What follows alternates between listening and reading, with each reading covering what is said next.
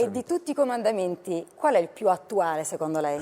Guardi, ora se fossero fatti adesso, con questo periodo, come lei dice, della fase 2, sarebbe non toccare, non baciare, non ti avvicinare, non ti scordare la mascherina, ricordati di starnutire sul gomito, chissà che comandamenti che faremmo, no? Ma i comandamenti, io veramente, il mio preferito è ricordati di santificare le feste, è proprio in questo periodo della fase 2, si è un po' allargato questo, però è il momento in cui riflettiamo. I 10 comandamenti sono anche Mosè, chi se lo dimentica? È il mio eroe preferito, rivoluzionario, profeta, un grandissimo, amato talmente da Dio che quando è morto si narra che Dio è sceso in terra e l'ha baciato sulle labbra, una cosa immensa. C'è il dialogo di Mosè nel roveto ardente con Dio che parla con lui, è una cosa di una bellezza estrema e quindi dico, ecco, questo è il mio comandamento preferito, è proprio ricordati di santificare le feste, perché ci dice è un viaggio nella vita interiore, nell'anima di ognuno di noi. Ci sono degli abissi che vengono le vertigini a guardarci dentro, siamo fatti noi, siamo di una materia immensa, di sogno e di realtà, di roccia e di sogno, siamo una materia immensa e quindi ricordati di santificare le feste ci fa vedere che tutto l'universo, tutto il creato,